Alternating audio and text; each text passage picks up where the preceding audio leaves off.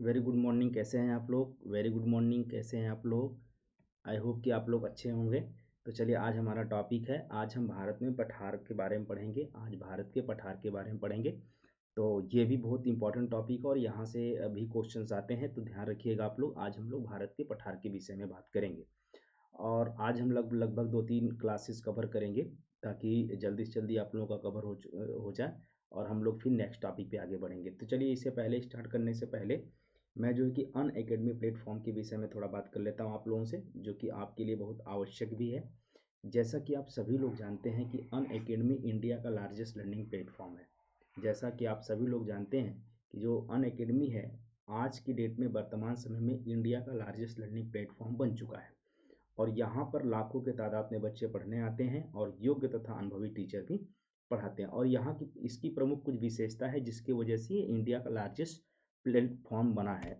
जैसे इसकी कुछ विशेषता है, अगर मैं इसकी विशेषता की बात करता हूँ तो इसकी विशेषता है डेली लाइव क्लासेस। अब डेली लाइव क्लासेस आपको भी पता होगा, अर्ली मॉर्निंग से लेकर के इवनिंग लेट नाइट तक क्लासेस चलती रहती है और क्लास के दौरान आप एजुकेटर से डाउट या डिस्कशन कर सकते हैं। चैट पोल हमेशा खुला होता है। तो ये भी बहुत बड़ी विशेषता अनअकैडमी की कि डेली लाइव क्लासेस आप लोगों के लिए प्रोवाइड करते हैं। लाइव टेस्ट क्विजेज भी कराए जाते हैं। जैसा कि आपको पता होगा, बहुत सारे टेस्ट ऑर्गेनाइज किए जाते हैं। जैसे कॉम्बैक्ट का आपने सुना होगा, वहाँ पे तो इनाम भी मिल रहा है लोगों को। तो आप भी लेट न करें, आप सभी लोग जुड़ें और जल्दी से जल्दी इनाम भी प्राप्त करें और अपनी एक्यूरेंसी को भी आप बढ़ाएं। और यूट्यूब पे भी लाइव टेस्ट क्विजेज भी चलाए जाते हैं टीचरों के द्वारा। ठीक है। तीसरी बातें है अनलिमिटेड एक्सेस। अनलिमिटेड एक्सेस मतलब क्या है? अगर कोई स्टूडेंट इसका सब्सक्रिप्शन लेता है अनअकैडमी का, तो वो लाइव एंड रिकॉर्डेड वीडियो कभी भी देख सकता है। और तीसरी बात है स्ट्रक्चरल कोर्स। अब स्ट्रक्चरल कोर्स का मतलब ये होता है कि यदि मान लो स्टूडेंट ने यूपीएससी में इनरोलमेंट हुआ या फिर सब्सक्रिप्शन यूपीएससी का उन्होंने अनअकैडमी से परचेज किया, तो यूपीएससी का जो सिलेबस होता है उसी सिलेबस के अकॉर्डिंग टू क्या पूछा जा सकता है, कहाँ से क्वेश्चन बन सकते हैं, ये प्री डिफाइनिंग स्ट्रक्चर होता है जिसके दायरे में रह करके ही पढ़ाया जाता है। ठीक है ना? तो ये भी इसकी प्रमुख विशेषता है। आगे हम लोग बात करते हैं अनअकैडमी ऐप को डाउनलोड कैसे करोगे। तो मैं आपको बता देना चाहता हूँ कि आप सिंपल सा रास्ता है, आप प्ले स्टोर से जा करके आप इसको डाउनलोड कर सकते हैं। तीसरी बातें मैं अपने बारे में बताना चाहूँगा। मेरा नाम श्रवण कुमार है, 8 साल का experience, 2 time interview, master degree with economics और डायनेमिक अप्रोच के साथ पढ़ाने का प्रयास कर रहा हूँ। और मेरा टेलीग्राम जो लिंक है unacademy@श्रवण कुमार, ये सारे कैपिटल लेटर में है। तो आप मुझसे यहाँ से जुड़ सकते हैं और आपको ही यहीं पर पीडीएफ प्राप्त होगी। ठीक है। आगे हम लोग बात करते हैं, जैसा कि आप सभी लोग जानते हैं 100+ टॉप एजुकेटर अनअकैडमी के हैं। जैसा कि आपने नाम सुना होगा, रोमन सैनी सर, ये भी टॉप एजुकेटर में है, अर्थात ये एज ए फाउंडर मेंबर भी अनअकैडमी के हैं, लेकिन ये टॉप टीचरों में आते हैं। ठीक है ना? और दूसरा, मुन्नाल सर को भी आप जानते हैं और अदर्स भी टीचर हैं, जैसे मुदित सर भी हैं, अमन सर भी हैं, है ना, गुलजार सर भी हैं, है ना, प्रकाश सर भी हैं। तो सबके नाम आप जानते हो। इस प्रकार से 100+ टॉप एजुकेटर हैं। अगर आप इसका सब्सक्रिप्शन एक बार ले लेते हो तो आपको आपकी लाइफ में एक बार चांस जरूर मिलेगा कि आप जो है कि टॉप एजुकेटर से पढ़ सकें। तो देखिए कितना बढ़िया चीज़ आप लोगों के लिए है। ठीक है।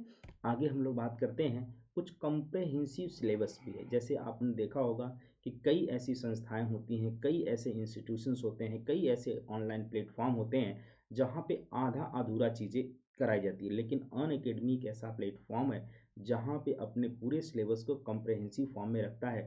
अर्थात पूरा का पूरा सिलेबस यूपीएससी का और पीसीएस से रिलेटेड जितने भी होते हैं वो क्लियर किए जाते हैं। जैसे आप देखे होंगे कि polity and governance upcoming batch दिखा रहा है, दूसरा है ज्योग्राफी 20 अपकमिंग, और science and technology NCERT summary, history optional course भी प्रोवाइड करता है, ध्यान रखिएगा, environment ecology, art and culture, current affair, Indian economy, practice strategy, answer writing, ये सारे जो कि कम्प्रहेंसिव सिलेबस के अंतर्गत आते हैं। ये सारी चीज़ कराया जाता है। आइए हम लोग जरा सब्सक्रिप्शन फीस पे बात करते हैं प्लस पर। देखिए, दो चीज़ें समझिएगा, एक प्लस होता है, एक आइकॉनिक होता है। तो मैं आपको जो सलाह दूंगा वो आइकॉनिक वाले पर, प्लस वाले पर थोड़ा सा आपको अपने ऊपर डिपेंडेंसी ज़्यादा रखना पड़ता है, लेकिन आइकॉनिक में पूरा टीम मेंबर सपोर्ट करती है और दूसरा एजुकेटर भी आपके साथ सपोर्ट करते हैं। ठीक है, तो हम प्लस वाले का पहले आपको सब्सक्रिप्शन बता देते हैं। प्लस वाले की 1 महीने की जो फीस है वो 9,000 रुपये है, और 3 महीने की जो फीस है वो 22,500 रुपये है, और 6 महीने की जो फीस है 40,500, और 12 महीने की 49,500, और 24 महीने की 72,000, और 36 महीने की 90,000 रुपये। वही मेरा रेफरल कोड अगर यूज करते हैं तो आपको सीधा सीधा 10% का लाभ मिलेगा, सीधा सीधा 10% का लाभ मिलेगा। मेरी बात को समझ लीजिएगा, चांस नहीं है, टाइम नहीं है आपके पास, और लंबे समय के लिए तैयारी कर रहे हैं, तो आपसे मैं ये कहना चाहूँगा कि आप सभी लोग, जो लोगों ने नहीं लिया है, वो कम से कम इनरोलमेंट करा लें और लगातार कंटिन्यू होकर के पढ़ें।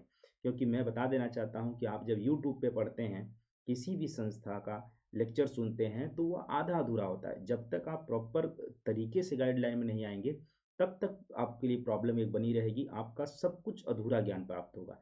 इसलिए अनअकैडमी को जितना जल्दी हो सके उतना जल्दी आप ज्वाइन कर लो, क्योंकि इसकी फीस कभी भी बढ़ सकती है। अभी तो डिस्काउंट चल रहा है नए वर्ष तक, तो आप इससे पहले पहले आप जो है कि क्या करें, एडमिशन लें। लेकिन मेरा रेफरल कोड यूज करने पर आपको 1 महीने की जो फीस है वो 8100 रुपये है, 3 महीने की जो फीस है वो 20,250, और 6 महीने की फ़ीस है 36,450, और 12 महीने की जो फ़ीस है 44,550, और 24 महीने का 64,800, और 36 महीने का 8100 रुपया। आफ्टर डिस्काउंट 81,000 सॉरी 8100 नहीं है, ये 81,000 है। यहाँ पे जो है कि अगर डिस्काउंट नहीं मिलेगा तो 90,000, लेकिन मेरा रेफरल कोड यूज करते हैं तो आपको 10% का डायरेक्ट डिस्काउंट मिल जाता है।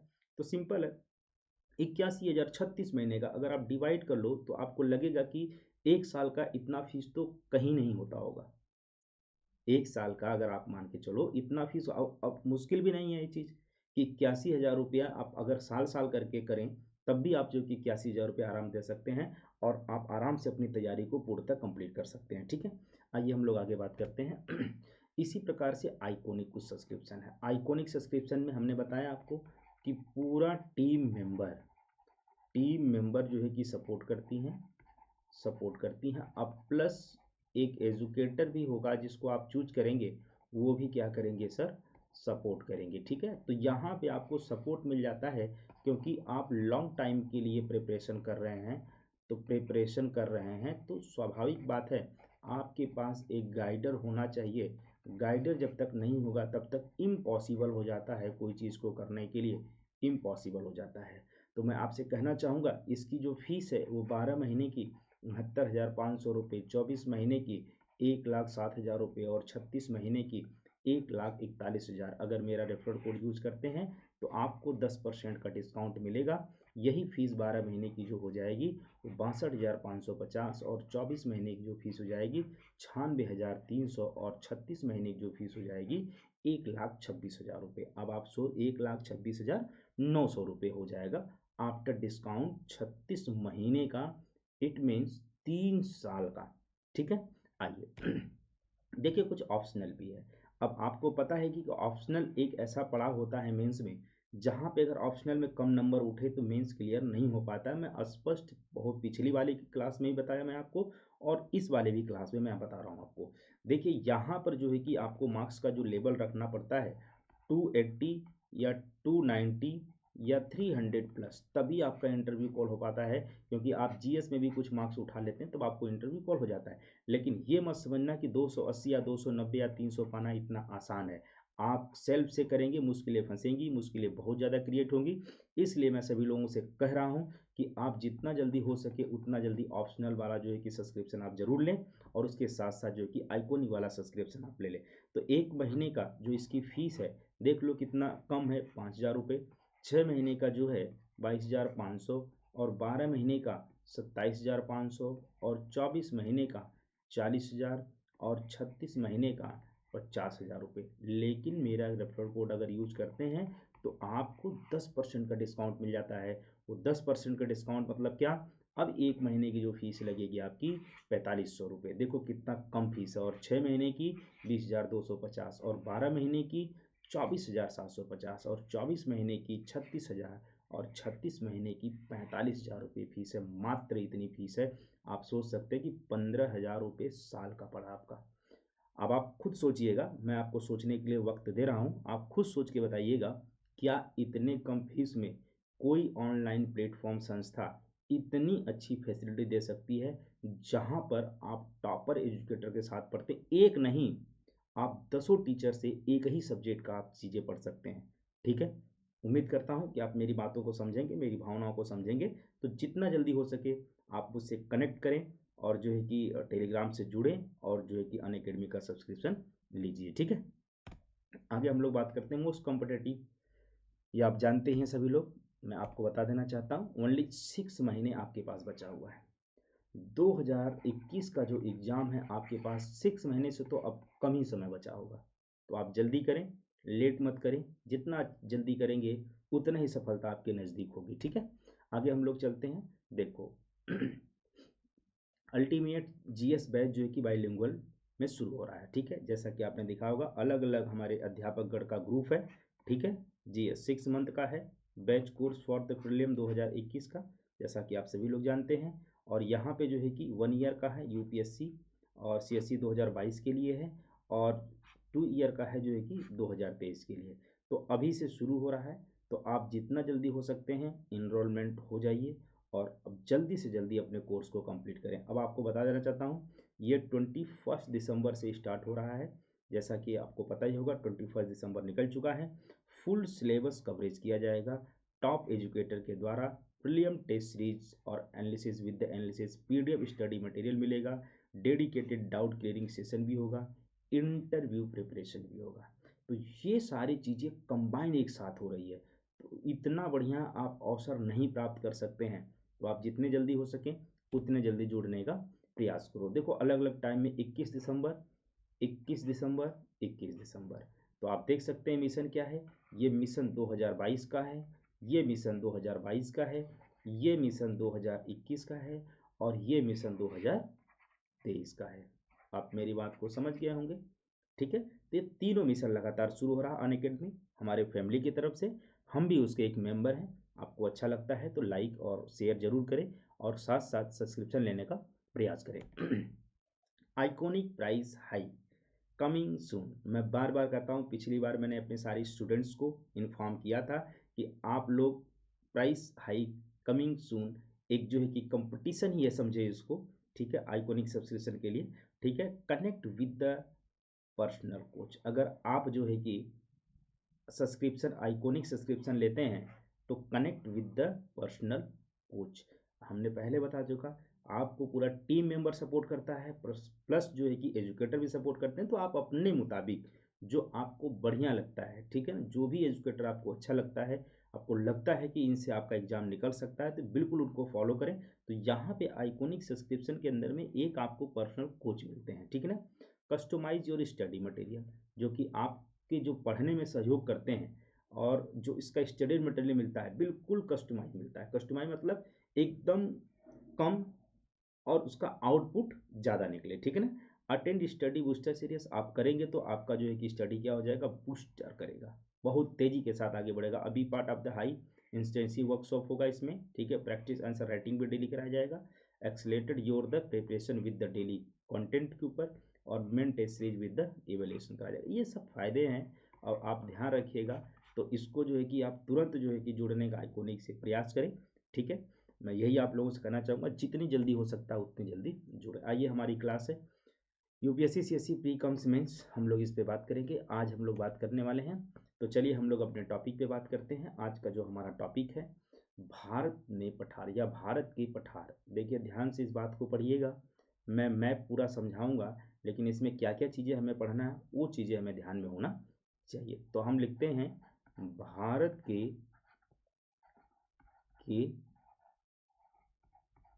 पठार। अब आप ध्यान से यहाँ से टॉपिक को समझते चलिए। इस टॉपिक में हम लोग क्या क्या कवर करेंगे, फॉर्मेशन ऑफ प्लेटू। ठीक है, प्लेटू। ठीक है, नंबर दूसरा हम लोग पढ़ेंगे इसके टाइप से पढ़ेंगे, अर्थात प्रकार की बात करेंगे। इसकी संरचना कैसी हुई है, संरचना या निर्माण कैसे हुआ है इसका, ये बात भी हम देखेंगे। और इसके प्रकार की बात करेंगे। और तीसरी बातें हम करेंगे मैपिंग, या मैप के थ्रू हम लोग इसको कवर करते चलेंगे। और फोर्थ इसमें है जो थ्योरी वाला पार्ट है, उस थ्योरी वाले पार्ट को हम लोग देखेंगे। ठीक है, इतनी बात मुझे लगता है कि आप लोगों को क्लियर होगी। जैसे अगर मैं टाइप्स ऑफ की बात करूंगा तो टाइप्स ऑफ में जैसे जानते हैं आप लोग कि एक ज्वालामुखी पर्वत होता है, एक विवर्तनिक बोलते हैं इसको, निकी पठार बोलते हैं, जिसको प्लेट टेक्टोनिक थ्योरी भी कहा जाता है।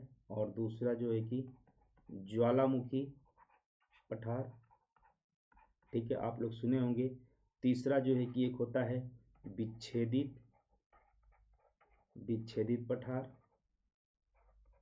तो इस प्रकार से जो कई पठार होंगे, हम लोग उस पठार को पढ़ने का पूरा प्रयास करेंगे। तो हमारा टॉपिक ये है भारत के पठार। तो आज हम लोग देखते हैं इसका निर्माण कैसे हुआ, इसके टाइप्स कौन कौन से हैं, और मैप में पूरे पठार को हम लोग देखेंगे। और हर पठार के विषय में हम लोग पढ़ने का प्रयास करेंगे, देखेंगे कौन से पठार में कहाँ कहाँ पे क्या क्या संसाधन मिलते हैं, को किस किस स्टेट में लोकेटेड है। ये सारी चीज़ें ऐसे ही क्वेश्चन यूपीएससी में आपसे पूछा जाता है। ठीक है ना। तो चलिए हम लोग पहले देखते हैं कि आखिर पठार कहते किसको हैं। ठीक है ना। तो आपके सामने एक शब्द आता है कि आखिर पठार क्या है। पिछली क्लास में हम जब माउंटेन पढ़ा रहे थे तो शायद वहाँ पे मैंने कंपेयर किया था कि पठार और पर्वत में क्या अंतर होते हैं, लेकिन मैं फिर एक बार बता देता हूँ कि पठार क्या होते हैं। देखिए, दो चीज़ें हैं पठार क्या होते हैं। अगर मैं पठार की बात करूँगा तो जैसे ये मान लो लैंड एरिया का कोई भाग जो है कि ऊपर उठ गया, और ये ऊपर वाला जो एक भाग है ये समतल की टाइप, या आप फ्लैट बोल सकते हैं, समतल बोल सकते हैं, समतल क्या बोल सकते हैं, समतल, या टेबल की आकृति का, टेबल की आकृति जैसा अगर ऊपर उठा हुआ है तो इसको हम लोग कहते हैं पठार है। क्या बोलते हैं हम लोग हैं, पठार। अर्थात ये हम कह सकते हैं कि ऊपरी जो भाग है, अपर साइड जो पार्ट है, या ऊपरी भाग कैसा होता है, तो आप कह सकते हैं टेबल के आकार का, या आप कह सकते हैं समतल होता है। तो इसे हम लोग क्या बोलते हैं, पठार बोलते हैं। देखिए, दो चीज़ें हैं। आखिर पठार क्या है, ये जो है कि स्रोत है किसका, तो आप ये कह सकते हैं खनिज संसाधनों का,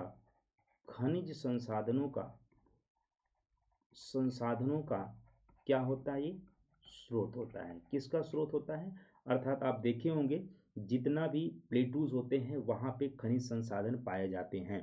अच्छा, दो चीज़ें और है। अगर मेरी किसी ने चट्टान की क्लास नहीं देखी, जैसे हमने धारवाड़ क्रम की चट्टानें बताया था, कुड़प्पा क्रम की चट्टानें बताया था, आर्कियन क्रम की चट्टानें बताया था ना, गोंडवाना क्रम की चट्टानें बताया था, तो चट्टान वाला जो कि जरूर जाके वीडियो देख लीजिएगा आप लोग।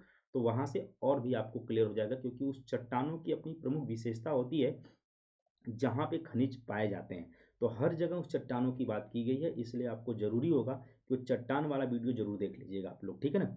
तीसरी बातें कहते हैं यहाँ पे खनिज जो है कि क्या होते हैं भैया, यहाँ पर अर्थात पठार के पास खनिज प्राप्त होते हैं जिसका प्रयोग, आप ये कह सकते हैं जिसका प्रयोग उद्योगों में करते हैं। आपको पता ही होगा कि कोई भी खनिज पूर्ण रूप से शुद्ध नहीं होता है, अशुद्ध रूप में होता है, लेकिन उसका प्रयोग कहाँ किया जाता है, इंडस्ट्रीज वगैरह में किया जाता है। ठीक है। तो मुझे लगता है कि आप लोगों को इतनी बातें समझ में आ गई। तो आप इतना बात जानिएगा, जो पठार होता है उसका ऊपरी भाग जो है कि ज़्यादा ऊंचा नहीं होता, नुकीला नहीं होता, पिरामिड जैसा नहीं होता है, बल्कि वो टेबल की आकृति का होता है और समतल आकार का होता है। ठीक है ना। और इसका जो स्रोत होता है, अठार जो पठार होते हैं इसके आसपास जो कि खनिज संसाधनों का स्रोत पाया जाता है, और खनिज यहाँ से प्राप्त किए जाते हैं। ठीक है ना। जिसका प्रयोग किसमें किया जाता है, इंडस्ट्रीज वगैरह में किया जाता है। ठीक है ना। इतनी बात तो सबको समझ में आ गई। चलिए, अब अगर हम पठारों के प्रकार की बात करता हूँ, दो चीज़ें ध्यान से समझिएगा। अगर मैं पठारों की प्रकार की बात करता हूँ, टॉपिक बहुत अच्छा है, टॉपिक समझते चलिएगा, बहुत टॉपिक हम कवर करेंगे। अगर हम पठारों के प्रकार की मैं बात करूं, तो पहला पठारों का जो प्रकार होता है उसको बोलते हैं टेक्टोनिक प्लेटू, ठीक है, PL मैं लिख दे रहा हूँ। और दूसरा होता है वोल्केनिक, वोल्केनिक आपने सुना होगा, वोल्केनिक प्लेटू। और तीसरा आपने नाम सुना होगा जिसको बोलते हैं डिसेक्टेड प्लेटू। मैं तीनों का नाम हिंदी में लिख दे रहा हूँ। इसको बोलते हैं विवर्तनिकी पठार, और दूसरे को बोलते हैं ज्वालामुखी पठार, और तीसरों को बोलते हैं विच्छेदित, क्या बोलते हैं, विच्छेदित पठार। ठीक है, इतनी बात क्लियर हो गई। तो कितने प्रकार के होते हैं पठार? 3 प्रकार के होते हैं। कौन कौन सा? एक आप बोलिएगा टेक्टोनिक प्लेटू होता है, वोल्केनिक प्लेटू होता है, डिसेक्टेड प्लेटू होता है जिसको बोलते हैं विच्छेदित पठार, ज्वालामुखी निर्मित पठार और विवर्तनिकी पठार। तो मेरी बात आप लोगों को समझ में आ गई। तो आइए जरा हम लोग थोड़ा सा फॉर्मेशन पे पढ़ लेते हैं, इसके बाद जो है कि हम लोग आगे बढ़ने का पूरा प्रयास करते हैं। देखो, हमने कहा था, ध्यान से समझो इसकी संरचना निर्माण के विषय में। तो पिछली क्लास जो माउंटेन फॉर्मेशन बताया था, इसका फॉर्मेशन कैसे होता है। तो फॉर्मेशन के जब भी हमने डिस्कस किया था, तो सबसे पहले हमने बताया था, जरा ध्यान से देखें सभी लोग। मैंने कहा था कि मान लो ये पृथ्वी का ऊपरी सतह है। मैंने कहा था ये पृथ्वी का, मैं लिख देता हूँ यहाँ पे, पृथ्वी का ऊपरी सतह है। ठीक है, पृथ्वी का क्या है? ऊपरी सतह है। और इस ऊपरी सतह पर मानव जीवन संभव होता है, बहुत सारे पेड़ पौधे हैं। ठीक है, यही था। और हमने बताया था कि यहाँ से यहाँ तक लेकर के अगर आप 100 किलोमीटर के नीचे आप जाओ पृथ्वी में, कितना किलोमीटर?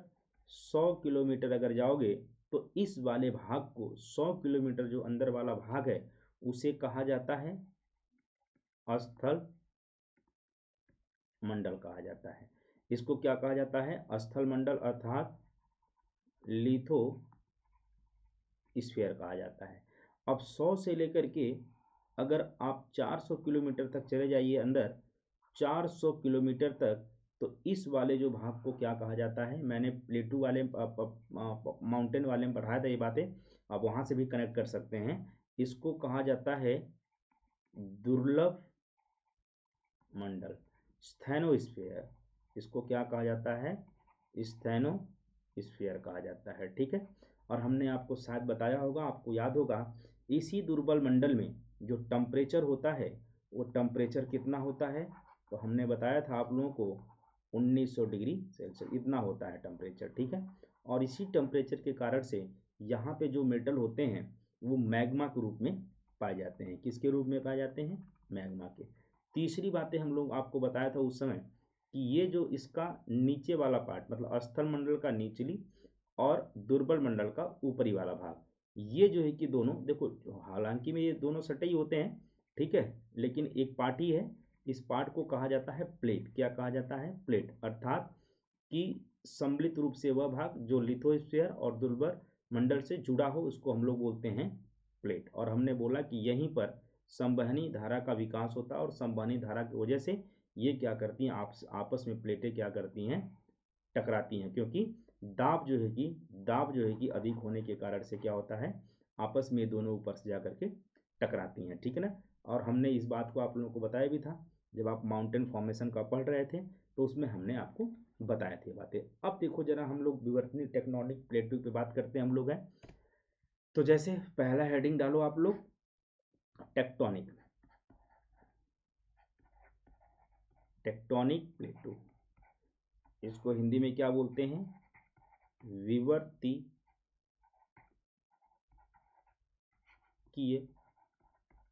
पठार। क्या बोलते हैं? कीय पठार, विवर्तकीय पठार, या इसको बोल सकते हैं विवर्तनिकी पठार, ये ज्यादा शुद्ध होगा। ठीक है, विवर्तनिकीय, निकीय बोल सकते हैं, विवर्तनिकी, यहाँ पर निकी डाल लीजिएगा, पठार। ठीक है, प्लेट टेक्टोनिक या टेक्टोनिक प्लेट बोलते हैं इसको, है ना, प्लेटू बोलते हैं, प्लेट नहीं प्लेटू बोलते हैं। ठीक है, आइए जरा समझिए जरा ध्यान से। देखो हमने बताया था कि मान लो सपोज दैट, मानिए ये कोई प्लेट है, मैंने कहा कि मान लो ये प्लेट है, सब्जेक्ट करें नीचे की तरफ, ध्यान से समझे जरा, और दूसरी तरफ ये प्लेटें हैं, मान लो हमने बोला ये प्लेटें इसके ऊपर चली गई। ठीक है, तो इसको हमने मान लिया प्लेट 1 और इसको हमने मान लिया प्लेट 2। मान लो प्लेट 1 है, ठीक है, और हमने कहा कि ये मान लो प्लेट 2। हमने पिछली क्लास में यही बताया था कि ये प्लेट जहाँ पे टकराती है, ठीक है, यहाँ पे P2 लिख दिया मैंने, और मैंने बोला कि इसके नीचे क्या है, मैग्मा भरा हुआ है, इसके नीचे क्या है, मैग्मा है। ठीक है, तो ये वाला जो पार्ट है, ये वाला पार्ट है, जब वो नीचे जाएगा सब्जेक्ट करेगा तो ये गलने उगलने लग जाएगा। ठीक है, इतना ज़्यादा टेम्परेचर होता है और दाब होता है, ये गलने लग जाता है, और दोनों जब आपस में ऐसे टकराती हैं, ऐसे टकराती हैं, और इधर से ध्यान रखिएगा, इधर से भी फोर्स लगता है, ये फोर्स ऊपर की तरफ लगता है।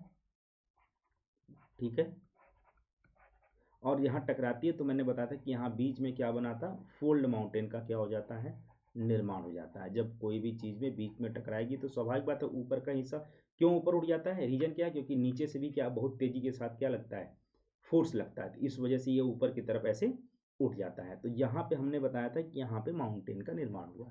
किसका निर्माण हुआ, माउंटेन का। अब दो बातें यहाँ पे समझिएगा आप लोग, यहाँ पे तो टकराई, इसके कारण से माउंटेन बना, लेकिन स्वाभाविक बात है कि यहीं तक तो होगा नहीं, ये बहुत दूर तक प्लेट होगा। तो यहाँ का जो मैग्मा होता है, मैग्मा लिख देता हूँ, यहाँ का जो मैग्मा होता है वो ऊपर की तरफ बाहर की तरफ निकलना शुरू होता है। उसी तरीके से इधर का जो होता है मैग्मा, वो इधर के रास्ते बाहर निकलना शुरू होता है। जब ये निकलता है तो ये जा कर के इसके ऊपर कुछ इस तरीके से आकृति बनाता है, क्योंकि जितने फोर्स के साथ बीच में टक्कर हुआ है उतने फोर्स के साथ यहाँ पे टक्कर नहीं होता है, इसलिए यहाँ से जो मलबा निकल के ऊपर जाता है तो इसको हम लोग बोलते हैं, इन दोनों साइड पर पठार का निर्माण होता है। क्या होता है, इन दोनों साइड पर पठार का निर्माण होता है। तो ये स्वाभाविक बात है कि अगर देखा गया है कि अगर पूरे भारत में आप उठा करके देखें भारत का मैप, तो जहाँ जहाँ माउंटेन बना है वहाँ वहाँ प्लेटू बनते ही बनते हैं। ये 99% ये सत्य है। मैं बता देता हूँ आपको, 99% ये है, जहाँ जहाँ माउंटेन बना है वहाँ वहाँ प्लेटू बना है। अभी मैं आप एग्जाम्पल के रूप में आप लोगों को दिखा दूँ। और ये मान लो सपोज दैट, मानिए मैं ये मान लेता हूँ, ये मान लो कि एक प्लेट है P1 या P2 मैंने ले लिया, ये मान लो यूरेशियन प्लेट है, मैंने लिख दिया यूरेशियन प्लेट है, ऐसा मान लो एग्जाम्पल के तौर पे। और मैंने कहा ये जो P1 वाला प्लेट है इसको हमने नाम दे दिया इंडो ऑस्ट्रेलिया प्लेट। क्या नाम दे दिया, इंडो ऑस्ट्रेलियन प्लेट मैंने नाम दे दिया ये। ठीक है, इन दोनों के टकराने से, इन दोनों के टकराने से हमने पिछली क्लास में बताया था, ये जो माउंटेन बना था इसका नाम क्या था, हिमालय, हिमालय पर्वत। अब आप सोचो कि मैंने बोला कि अगर ये दो प्लेट आपस में टकराई होंगी तो हिमालय पर्वत का तो निर्माण हुआ, बिल्कुल बात करेक्ट है। लेकिन ये दो किनारे पे जो पठार बना वो पठार कौन सा है, तो इसको कहते हैं हम लोग तिब्बत का पठार। क्या कहते हैं, तिब्बत का पठार। और इसको जो हम लोग बोलते हैं ये बोलते हैं पामीर का पठार। अभी हम लोकेशन में पूरा का पूरा आपको दिखाऊंगा। तो यूरेशियन वाले प्लेट के ऊपर जो बना ये क्या बना आपका, तिब्बत का पठार। क्या बना, तिब्बत का पठार। और ये जो प्लेट है जो हिमालय के इधर लगा हुआ है, हमने कहा कि ये पामीर का पठार बना। ऐसे मान लिया पामीर का। सिर्फ इतना दिखाना था हमें कि माउंटेन के फॉर्मेशन के समय पठार का भी निर्माण होता है, जो कि मैंने बताया कि 99% ऐसा होता है कि पठार साथ साथ बनते हैं। इतनी बात सबको क्लियर हो गई तो मुझे एक बार बताओ कि हाँ यस क्लियर हो चुका है, तो फिर मैं आगे बढ़ता हूँ। ठीक है, तो इस पर दो चार लाइन लिख लें। जो विवर्तनिकीय प्लेट है या टेक्टोनिक प्लेट है, इस पे क्या है, ये प्लेटों के नोट करके लिखवा रहा हूँ, साथ साथ लिखते चलें आप प्लीज़। तो ये क्या हुआ, नोट करके लिखते चलिएगा, यह प्लेटों के अभिसरण से, यह प्लेटों के अभिसरण से या अभिसरण के कारण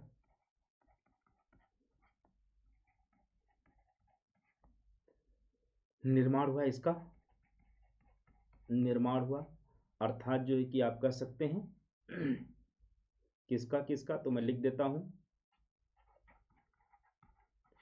तिब्बत का पठार और प्लस पामीर का पठार और प्लस लिख लो हिमालय पर्वत। लेकिन दो बातें यहाँ समझनी पड़ेगी हिमालय पर्वत के लिए, एक यूरेशिया प्लेट या यूरेशियन प्लेट और दूसरा इंडो ऑस्ट्रेलियन प्लेट, दोनों के टकराने से। क्लियर? तो विवर्तनिक जो पठार होता है वो दो प्लेटों के अभिसरण के कारण जो कि इसका निर्माण होता है। और ये दूसरी पॉइंट लिख लीजिएगा, और दूसरी पॉइंट, यह पर्वतों के नजदीक इसका निर्माण होता है, इसका निर्माण होता है। आई थिंक कि आप लोग मेरी बातों को समझ गए होंगे। फॉर द एग्जाम्पल मैं ले लूँ अगर, फॉर द एग्जाम्पल, तो आप ये कह सकते हैं जो पामीर का पठार या तिब्बत का पठार, ये दोनों पठार का निर्माण जो हुआ वो किसके साथ, तो हिमालय पर्वत के साथ बना। ठीक है? और दूसरा एग्जाम्पल अगर मैं ले लूं तो आप जानते भी होंगे एक बोल्बिया का पठार है।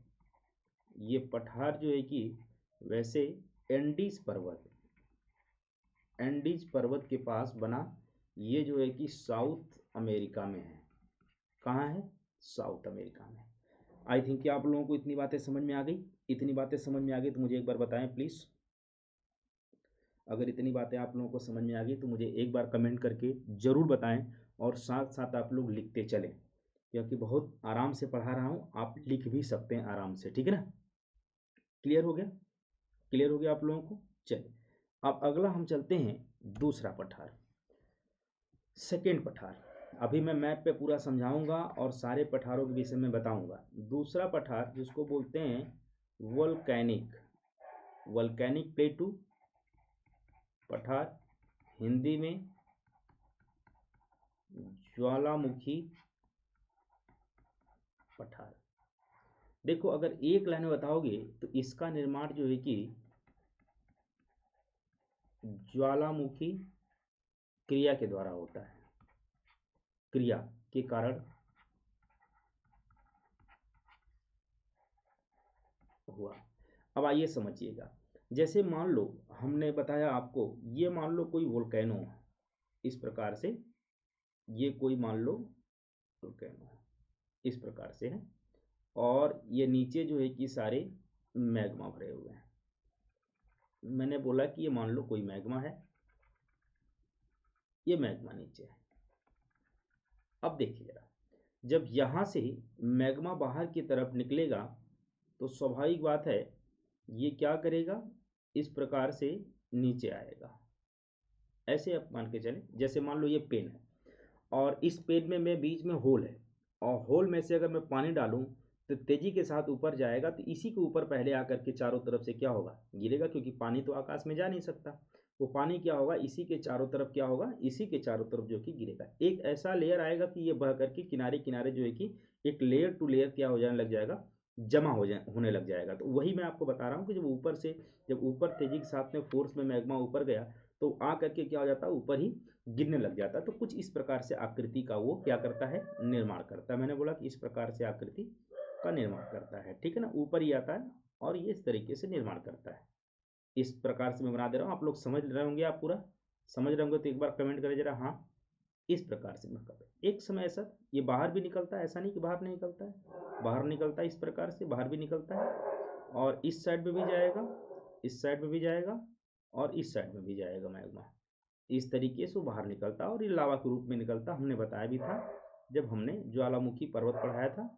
तो एक समय ऐसा आएगा ये दोनों तरफ जो है कि फैलता चला जाएगा। ध्यान से देखिए, समझिएगा जरा ध्यान से इसको।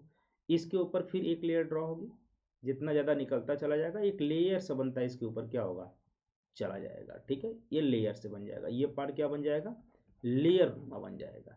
अर्थात इसको बोलते हैं हम लोग सीढ़ी नुमा। क्या बोलते हैं इसको हम लोग, सीढ़ी नुमा आकृति।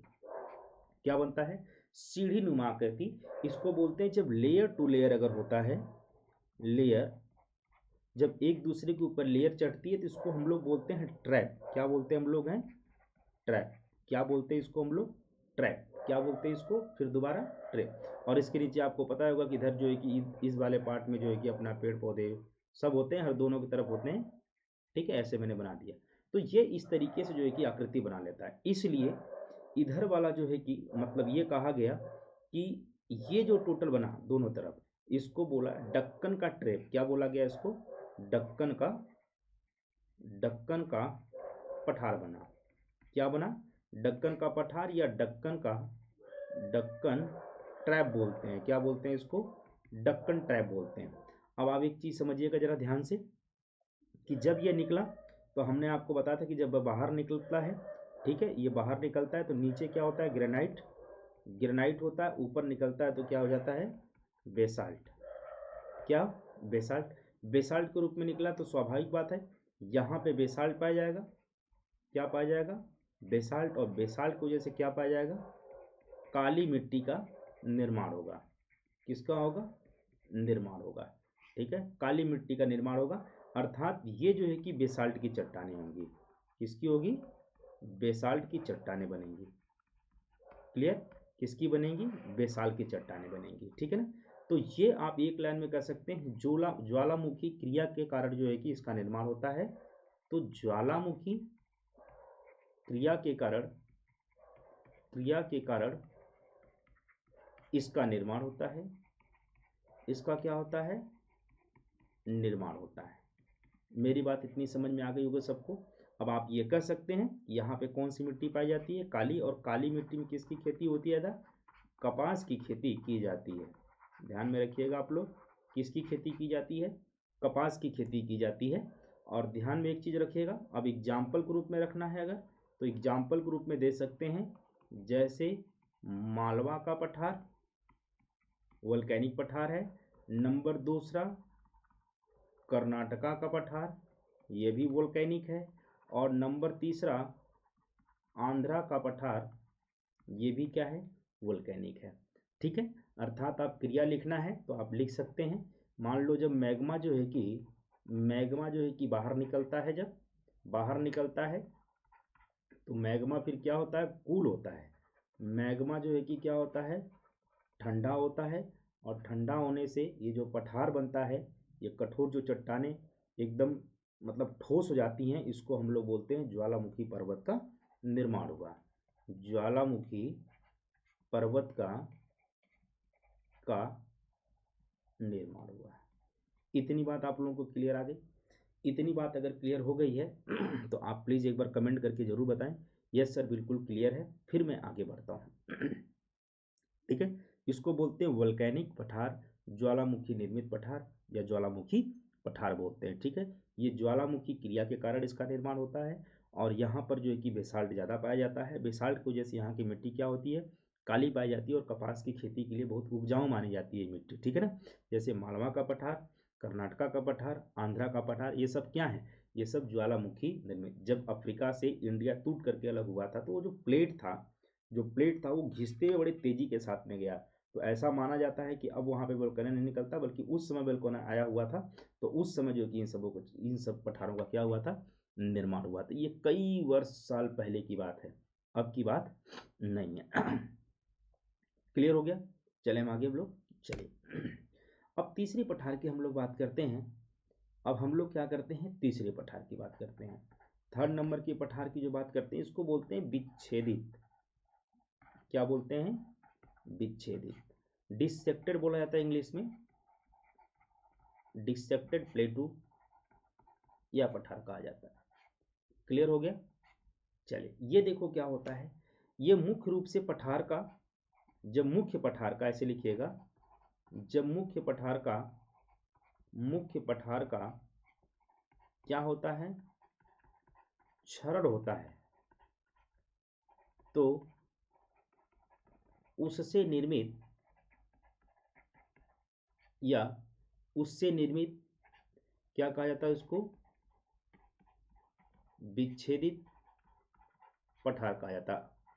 अर्थात मान लो कि ये मान लो कोई पठार है, या आप ये कह सकते हैं अपर्दन हुआ, उसका अपर्दन हुआ। और अपर्दन के अब मैंने बताया था किस किस से होता है, तो आप बोल सकते हैं ताप द्वारा, दाब द्वारा, ठीक है, हवाओं द्वारा, वर्षा द्वारा, इसका क्या होता है अपर्दन। मान लो कोई ये है, ये ऊपर की तरफ उठा हुआ इस प्रकार से है।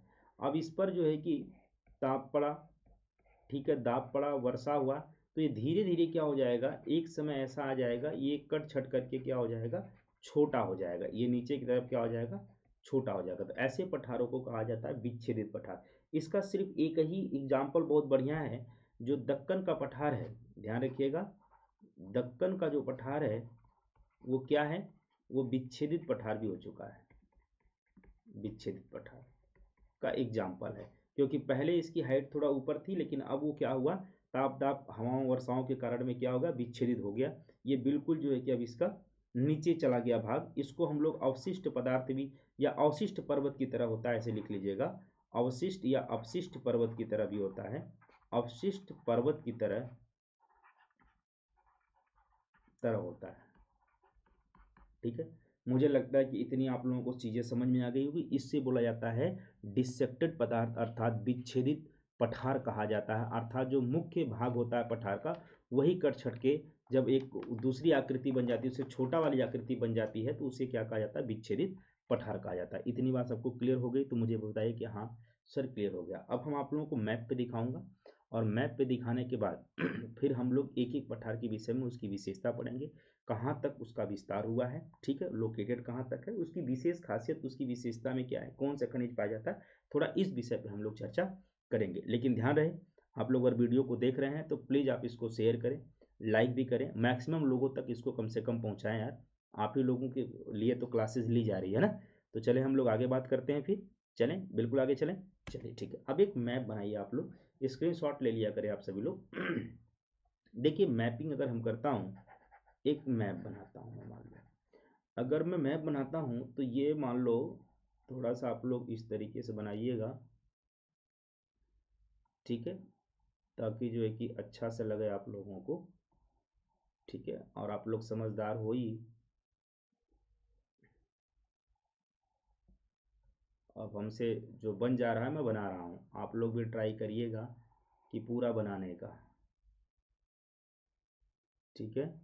देखो कितना सुंदर मैंने बनाया है, शायद इतना सुंदर तो आप भी नहीं बना सकते, है ना। ये लो,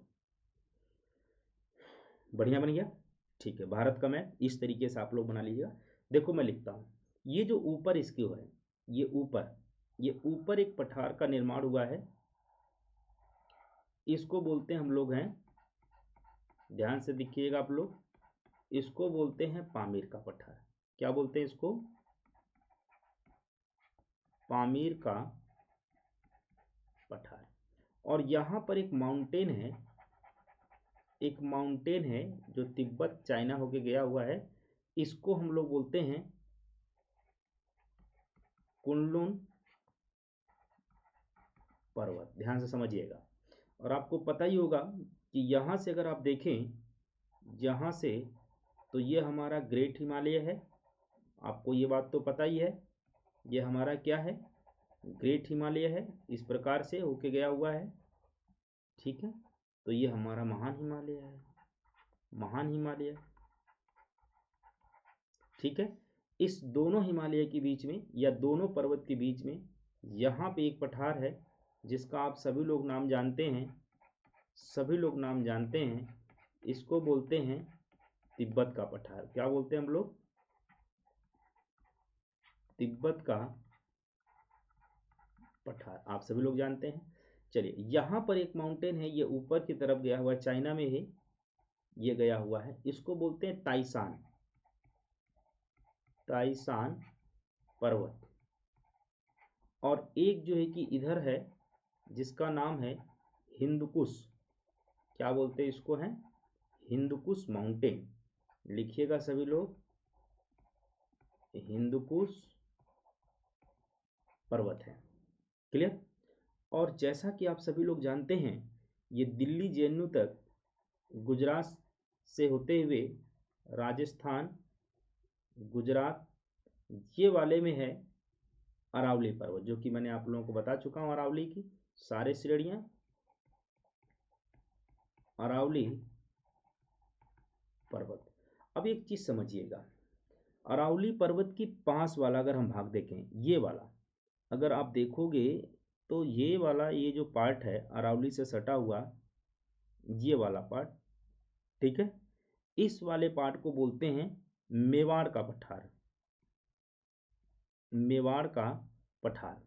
और मेवाड़ के पठार के जस्ट थोड़ा सा ऊपर वाले भाग में, इस तरीके से ऊपर वाला भाग होगा, इस तरीके से, इस पठार को कहा जाता है मालवा का पठार।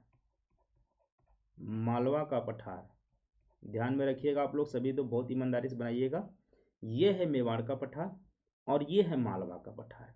और इसी के सट्टे में आप थोड़ा सा नीचे से ऐसे जाओगे, ये इस प्रकार से एक और पठार पड़ेगा जिसका नाम है बुंदेलखंड का पठार। क्या मिलेगा? बुंदेलखंड का पठार, खंड का पठार। बुंदेलखंड के आगे जाओगे, ये वाला जो पोर्शन है ऊपर के साइड से थोड़ा सा, तो ये आएगा आपका बघेलखंड का पठार। बघेलखंड का पठार।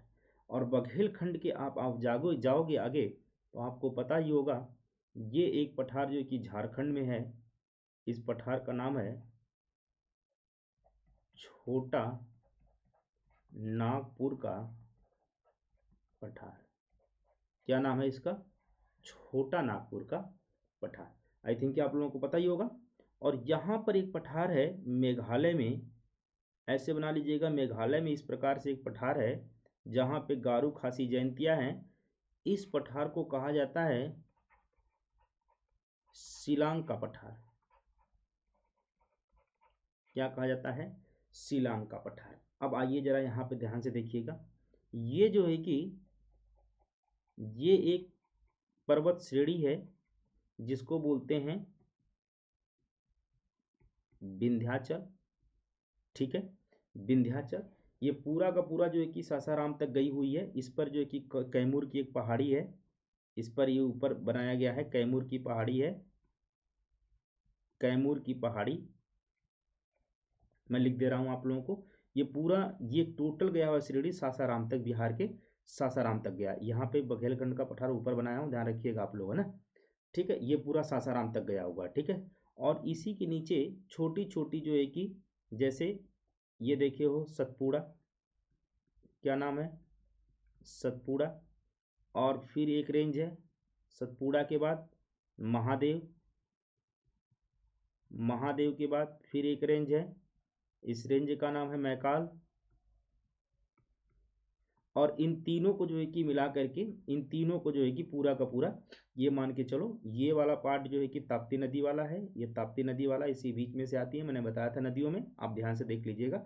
और ये नीचे वाले जो पार्ट है, इस प्रकार से, इस प्रकार से जो पार्ट बना हुआ है, ये मतलब पूरा का पूरा ये पश्चिमी घाट को लेकर के इस प्रकार से, तो ये जो पूरा त्रिकोण की तरह बना हुआ है, इसको बोलते हैं दक्कन ट्रैप।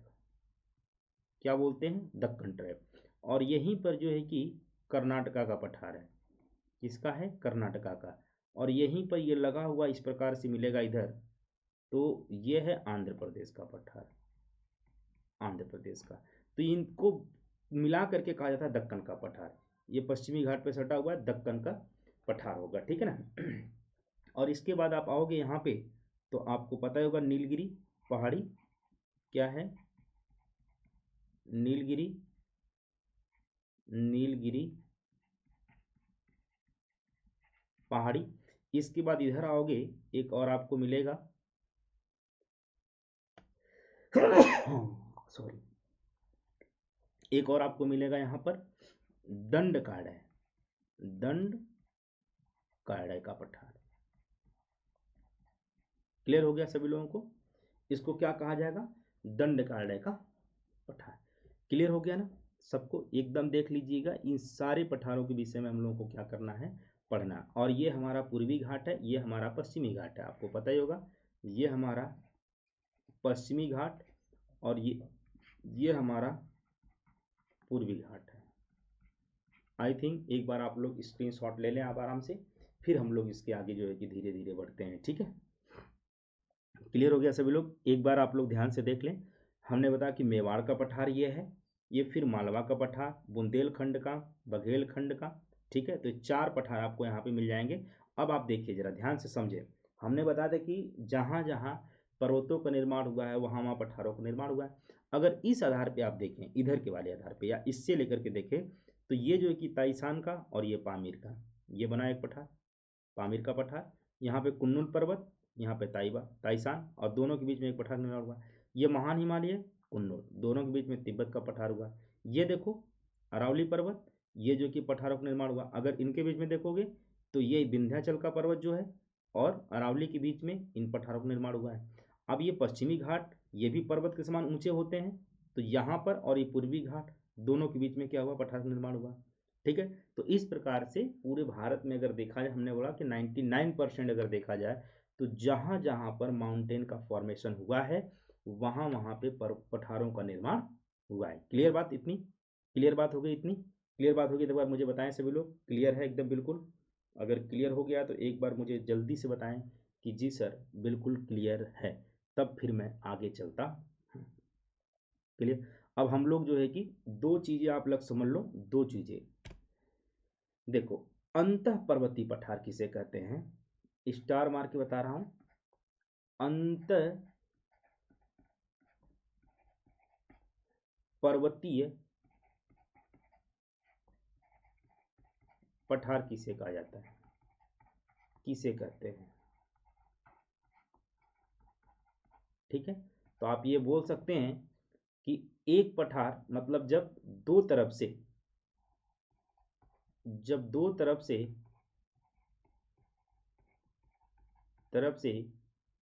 पठार पर्वतों से क्या हो? घिरा हो, उसे क्या कहा जाएगा? अंतः पर्वतीय पठार कहा जाएगा। मान लो ये कोई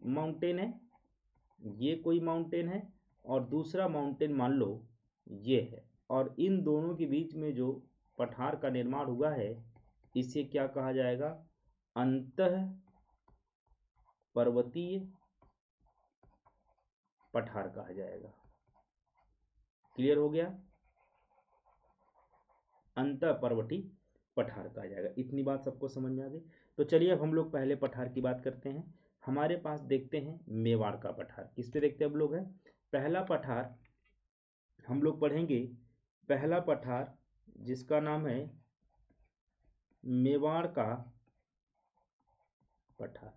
अब इसमें देखते हैं कि इसका विस्तार कहाँ हुआ है।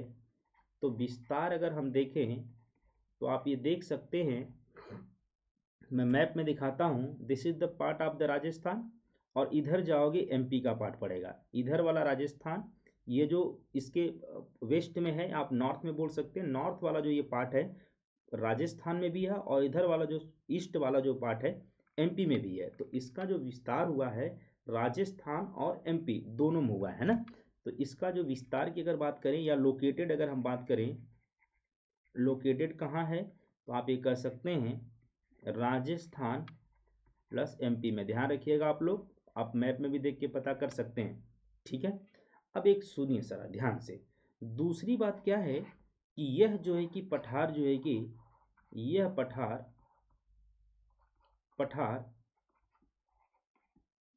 बनास क्या है? बनास नदी के बेसिन में है, या बेसिन क्षेत्र में, बेसिन या क्षेत्र में है, क्षेत्र में है। अब बेसिन क्या होता है? जैसे मान लो कि ये नदी जहां जहां भी जाती है उसके एरिया में, उसके बेसिन पे, उसको बेसिन बोलते हैं या क्षेत्र बोलते हैं। जहाँ जहाँ ये नदी जाती है मतलब उस क्षेत्र में है जहाँ पे ये नदी बहती है, बनास नदी। ठीक है, तो बनास नदी के बेसिन में है। अगर तीसरी बात करूँ मैं, यहाँ पर देखोगे रेनफॉल जो होता है वो सामान्य रहता है, सामान्य रहता है, ना ज़्यादा ना अधिक। और यहाँ पर जो है कि उपजाऊ मिट्टी पाई जाती है। अब आप समझते होंगे, मैं मैप में दिखाता हूँ कि यहाँ से जो है कि हवाएं जो ऊपर उठती हैं तो जा करके अरावली पर्वत से टकराती हैं इस वाले से। तो इधर जो है कि इसके कंपेयर इधर वर्षा कम होता है, इधर जो वर्षा होता है वो कम होता है। लेकिन इधर कंपेयर में अगर आप देखोगे जो इसका पूर्वी भाग है या दक्षिणी भाग है, आप नीचे से ऐसे देखो दक्षिणी भाग मिलेगा, तो यहाँ पे वर्षा पश्चिमी के कंपेयर इधर ज़्यादा होता है। तो इसलिए यहाँ पे सामान्य रूप से वर्षा होता है, इसलिए यहाँ पे क्या मिलते हैं, उपजाऊ मिट्टी पाई जाती है। ठीक है, अब दो चीज़ें समझो। मैंने कहा कि ये मान लो अरावली पर्वत, ध्यान से समझे क्योंकि पूछता ये सब चीज़ें हैं। अब आपको पता ही होगा जो बच्चे एग्जाम दे रहे हैं लगातार, ये अरावली है और हमने कहा कि ये मान लो मेवाड़ का पठार है, मेवाड़ का पठार है। तो आप जरा मैप में देख के मुझे बताइए कि अगर मैं इससे अगर इधर बात करूं मैं ऊपर की तरफ, तो नॉर्थ वेस्ट का एरिया पड़ जाएगा, नॉर्थ में भी जा रहा है ये और वेस्ट का। तो अगर मैं यहाँ पे बात करूं तो नॉर्थ वेस्ट में देखूं तो क्या मिलेगा आपको, अरावली पर्वत है या अरावली श्रेणी है। क्लियर, नॉर्थ वेस्ट में। लेकिन अगर मैं उत्तर पश्चिम, देखो उत्तर पश्चिम, इसको क्या बोला जाएगा, उत्तर पश्चिम में अरावली पर्वत है। क्लियर हो गया? क्लियर हो गया? और यहाँ पे क्या पाए जाएंगे खनिज के रूप में, लिख लीजिएगा खनिज। यहाँ पर जी खनिजों का खान है, खान या खनन किया जाता है, खनन किया जाता है, ऐसे लिखिएगा, खनन किया जाता है। जैसे आपने देखा होगा कॉपर, दूसरा माइका और तीसरा सिल्वर मिलते हैं। क्या मिलते हैं, सिल्वर। आप कॉपर को हमने जब बताया था खेतड़ी, आपको याद होगा खेतड़ी एक खान है। ठीक है, तो यहाँ पे जो है कि कॉपर मिलता है। क्लियर हो गया? और दूसरी बात है यहाँ पर लौ अयस्क भी निकाले जाते हैं, लिख लीजिएगा यहाँ पर लौह अयस्क भी निकाले जाते हैं। क्लियर? इतनी बात आप लोगों को क्लियर होगी। तो आपसे पूछ सकता है इसका लोकेटेड कहाँ है, तो आप बताइएगा राजस्थान प्लस एमपी में है। और ये किस नदी की बेसिन क्षेत्र में है, तो आप बताइएगा बनास नदी के क्षेत्र में। और रेनफॉल यहाँ पे सामान्य होती है और यहाँ की मिट्टी जो है कि उपजाऊ है। और ये जो है कि यहाँ पे खनिज का खनन किया जाता है, तो यहाँ पे कॉपर, माइका, सिल्वर इत्यादि मिलते हैं और साथ साथ लौ अयस्क भी पाया जाता है। और इस पठार के वेस्ट और नॉर्थ में जो है कि अरावली पर्वत स्थित है। क्लियर हो गया? क्लियर हो गया? ये 4-5-10 पॉइंट आप लोगों को क्या करना है, पूरा का पूरा याद करके रखना है, ताकि क्वेश्चन कहीं से पूछे तो दिमाग वहीं पे क्लिक करना चाहिए कि क्वेश्चन आया कहाँ से। क्लियर हो गया? चलिए आगे हम चलें। अब दूसरे पठार पर बात करते हैं। अब हम लोग चलते हैं सेकेंड पठार पर। किस पे चलेंगे, सेकेंड। तो इसके आगे सेकेंड पठार क्या है, मालवा का पठार है। तो क्या है, मालवा का पठार है। अब ध्यान से समझे जरा, मालवा का पठार अगर आपसे पूछे कहाँ लोकेटेड है, तो यहाँ पे देखिए जरा, मैप पे चले, देखो ये मैप पे देखिए, ये वाला पोर्शन जो है कि मालवा का पठार है। ये वाला मालवा का पठार है कि नहीं है, है। अब आप देखो, ये अगर पूरा का पूरा ये राजस्थान छोड़ दो, क्योंकि राजस्थान के बाद एमपी लग गया था, तो this is the part of the, ये बीच वाला जो पार्ट पड़ेगा ये एमपी का भी है। और एमपी के साथ साथ इधर जो है कि उत्तर प्रदेश में चला जाता है। कहाँ चला जाता है, उत्तर प्रदेश में। तो ये एमपी से लेकर के उत्तर प्रदेश में इसका विस्तार है। कहाँ है, लिख लेना आप लोग, इसका विस्तार अगर देखा जाए लोकेटेड कहाँ से है, तो एमपी प्लस यूपी में है। और अधिकतम ये देखा जाए तो एमपी में इसका अधिकतम भाग है। ठीक है, क्लियर हो गया? आइए जरा, ये किन दोनों पठारों के बीच में है? तो पहला पॉइंट लिखिएगा, यह पठार किसके किसके बीच में है? तो मेवाड़ और बुंदेलखंड पठार के बीच में है। यहां जाकर के मैप में आप देख सकते हैं आराम से, ये मेवाड़ और ये बुंदेलखंड दोनों के बीच में मालवा का पठार है। क्लियर? नंबर दूसरा पॉइंट, यहां पर भी बेसाल्ट चट्टानें पाई जाती हैं। अब आपको पता होगा, अगर बेसाल्ट होगा तो स्वाभाविक बात है यहाँ पे खेती किस चीज़ की होगी? तो कपास की खेती अच्छी होती है। क्लियर? क्लियर? ठीक है। अब अगर बेसाल्ट होगा तो यहाँ की जो मिट्टी होगी वो काली मिट्टी का निर्माण मिलेगा आपको, काली मिट्टी मिलेगी, क्योंकि काली मिट्टी में कपास की खेती अच्छी होती है। और आपसे पूछे कि किस नदी के बेसिन में यह है, तो आप एक ही बात बताइएगा, चंबल नदी क्षेत्र के अंतर्गत आता है।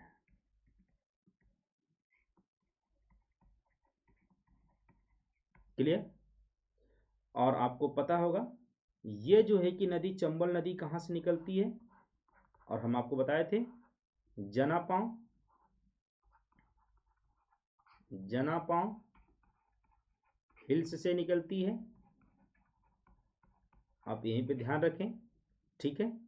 और एक चीज़ और है, यहाँ पे मृदा अपर्दन होता है।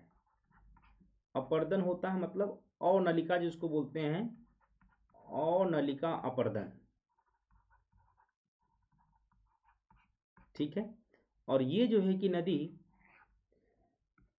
यहाँ पे जो है कि घड़ियाल पाए जाते हैं, बहुत प्रसिद्ध है, पाए जाते हैं इस नदी में ज़्यादातर। और जो है कि जो अपर्दित हो जाती है, जहाँ से ये निकलती है नदियाँ, जो खींचते हुए सारे अपर्दन करते हुए आगे ले जाती है, इस अपर्दित जो भाग होता है, अपर्दित जो भाग होता है उसे क्या कहा जाता है? बीहड़ कहा जाता है। क्या कहा जाता है उसे? बीहड़ कहा जाता है। ध्यान रखिएगा आप लोग, इसे क्या कहा जाता है? बीहड़ कहा जाता है। क्लियर हो गया इतना आप लोगों को? प्लीज़ मुझे बताएं सभी लोग मैसेज करके, क्लियर हो गया आप लोगों को? एक बार मुझे जल्दी से मैसेज करके प्लीज़ मुझे बताने का प्रयास करें। अगर क्लियर हो गया होगा तो मुझे जल्दी से बताएं आप लोग। क्लियर हो गया? अब हम आगे चलें। चलिए, बहुत अच्छी बात है। अगर क्लियर हो रहा है तो इससे अच्छी बात कुछ नहीं हो सकती है। फिर हम लोग अब आगे बढ़ते हैं। अब आते हैं तीसरे नंबर पठार पर। किस पे आएंगे? तीसरे नंबर पठार पे आते हैं। तीसरे नंबर का क्या था हमारा? बुंदेलखंड का पठार। क्या है? बुंदेलखंड का पठार। अगर मैं इसकी लोकेटेड की बात करूं तो आप लोग मैप में देखिए जरा, कहाँ है? देखिए, मैप में दिखाता हूं आप लोगों को।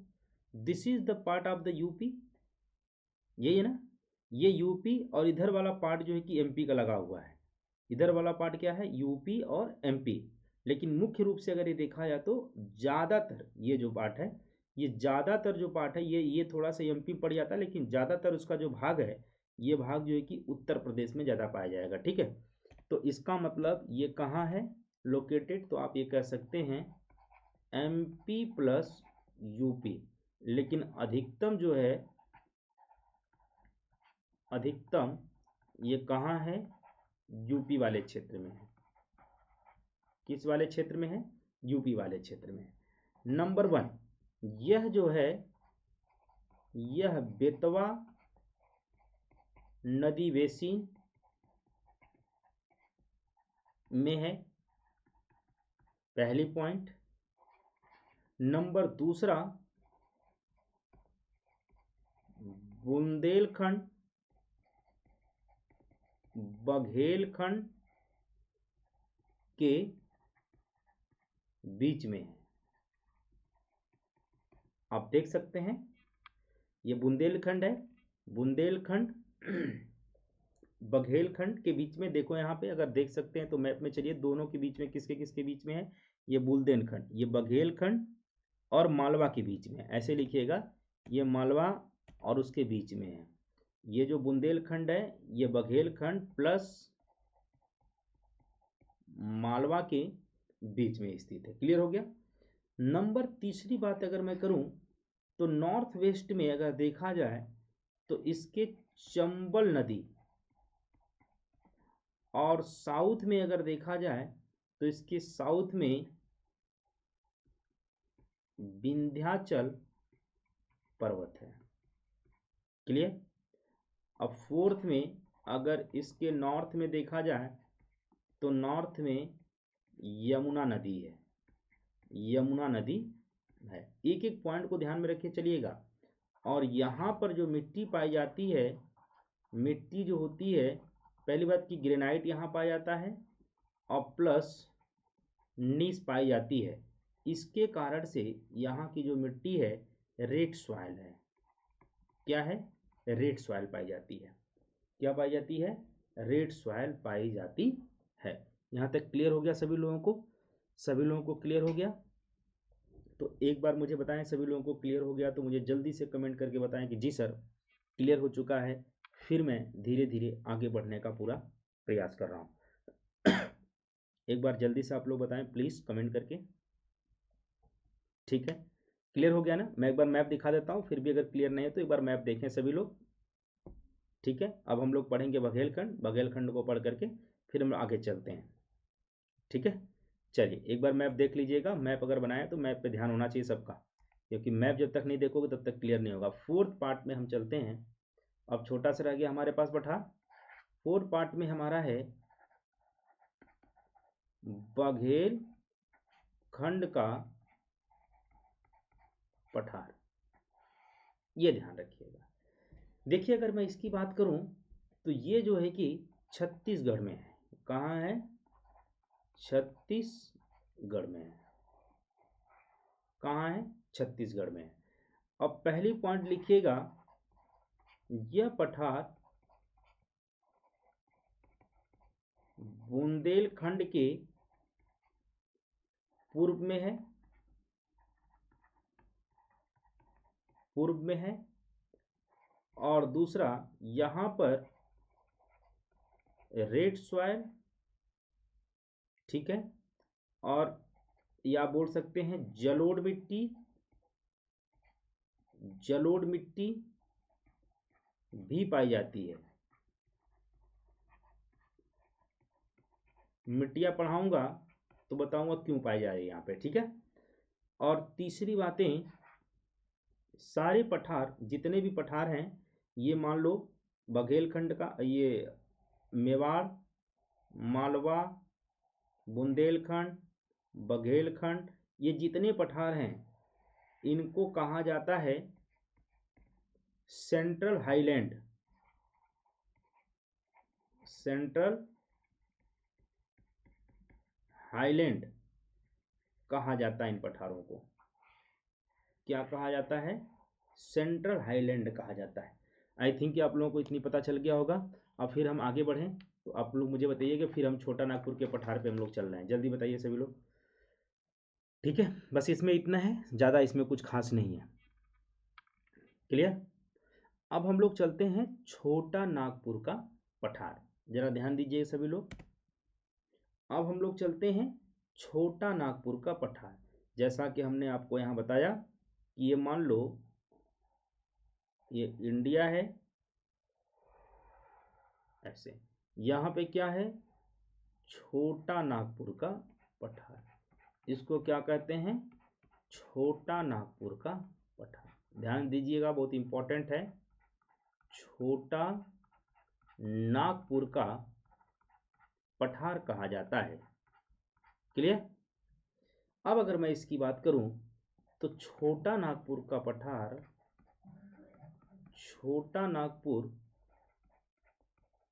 का पठार, अगर मैं इसकी बात करूं तो इसके विस्तार की अगर मैं बात करूंगा, अगर मैं इसके विस्तार की बात करूंगा तो ये झारखंड, छत्तीसगढ़, उड़ीसा, वेस्ट बंगाल और बिहार तक है। कहाँ तक है भाई? ये बिहार। लेकिन अगर मैं इसकी अधिकतम की बात करूं, अधिकतम जो क्षेत्र है, अधिकतम एरिया है जो, वो किस में है? तो आएगा झारखंड में। कहाँ है? झारखंड में। और इस पठार पर, ये जो झारखंड छोटा नागपुर वाला पठार है, छोटा नागपुर का जो पठार है, इस पठारों में क्या पाई जाती है? ग्रेनाइट पाई जाती है। ग्रेनाइट की चट्टानें पाई जाती हैं। क्या पाई जाती हैं? ग्रेनाइट की चट्टानें पाई जाती हैं। और इस ग्रेनाइट की चट्टानों में 3 प्रकार के रॉक्स होते हैं, नंबर 1, नंबर 2, नंबर 3। पहला रॉक्स जिसको बोलते हैं धारवाड़ क्रम की चट्टानें, और दूसरा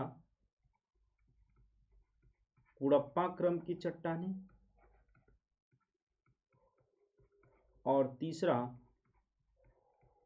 गोंडवाना क्रम की चट्टानें पाई जाती हैं।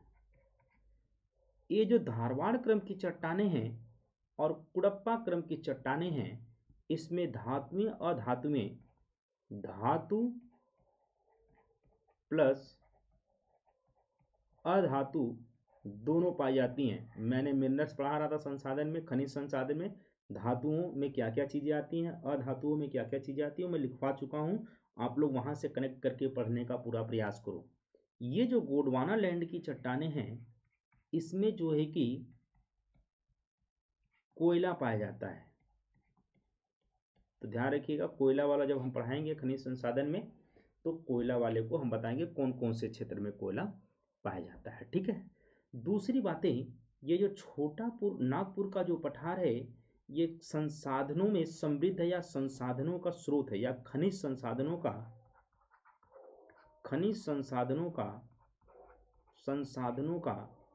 स्रोत है। ध्यान में रखिएगा, खनिज संसाधनों का स्रोत है। इसलिए इसे क्या कहा जाता है? भारत का रूर प्रदेश कहा जाता है। रूर प्रदेश, जो ये रूर शब्द लिया गया है, ये जर्मनी से, जर्मनी में एक इसी तरीके से खनिज ब्लॉक है, पूरा खनिज बेल्ट ही है पूरा, उसी के हिसाब से लिया गया है।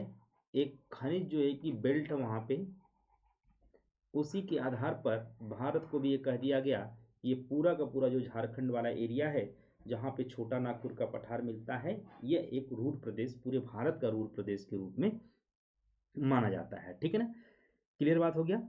अब आप सोचो, यहाँ पे जब खनिज संसाधन अधिक होंगे, तो आप ये समझिएगा, अगर खनिज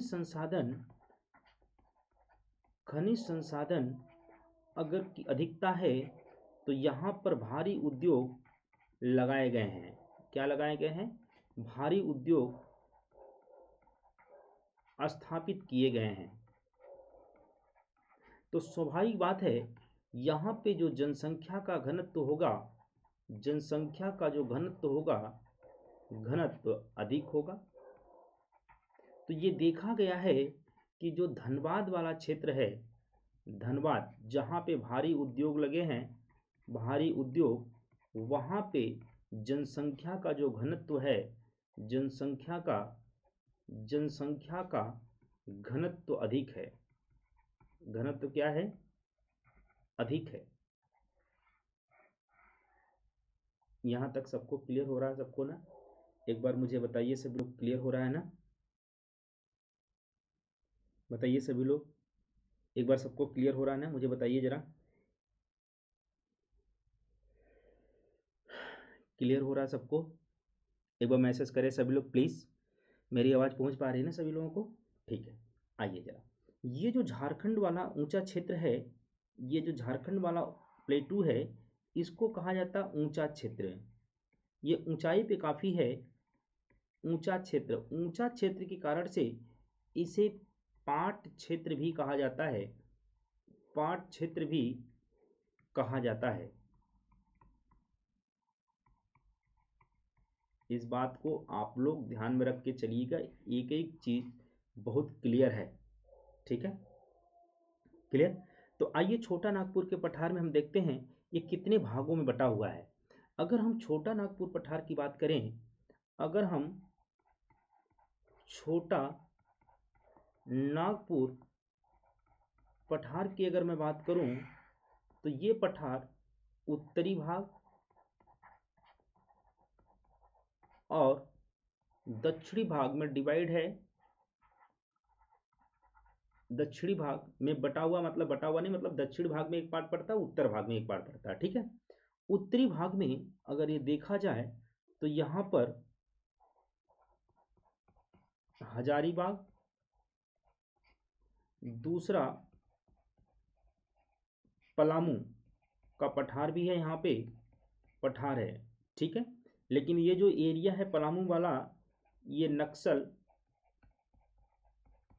वाद वाला एरिया है, क्षेत्र है। यहाँ पे नक्सलिज्म बहुत ज़्यादा रहते हैं, नक्सल जो है कि ज़्यादा पाए जाएंगे पलामू वाले पठार के क्षेत्रों में। ठीक है, और वहीं पे अगर मैं दक्षिण की बात करता हूँ, तो दक्षिण में जो है कि रांची का पठार, रांची का पठार, और रांची के पठार के जब नीचे आप आओगे तो आपको मिलेगा दंडकारण्य, दंडकारण्य का पठार। ठीक है, क्या मिलेगा? दंडकारण्य, मतलब छत्तीसगढ़ बेसिन में अगर आप देखोगे आगे आकर के, तो दंडकारण्य का पठार आपको मिलेगा। तो इतनी बात आप लोगों को मुझे लगता है कि समझ में आ गया होगा। यदि समझ में आ गया तो मुझे एक बार प्लीज़ कमेंट करके मुझे बताओ कि जी सर समझ में आ गया।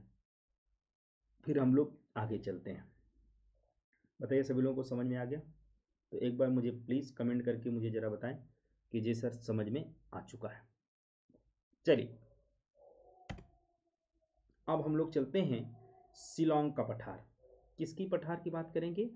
5वें नंबर पे जो भी नंबर है लिख लीजिएगा, शिलांग का पठार। देखिएगा, अगर मैं इसकी बात करूं शिलांग का पठार कहाँ है, तो आप ये कह सकते हैं सर मेघालय में स्थित है। कहाँ है? मेघालय में। मैप में हमने बताया था आप लोगों को, ये जो एरिया है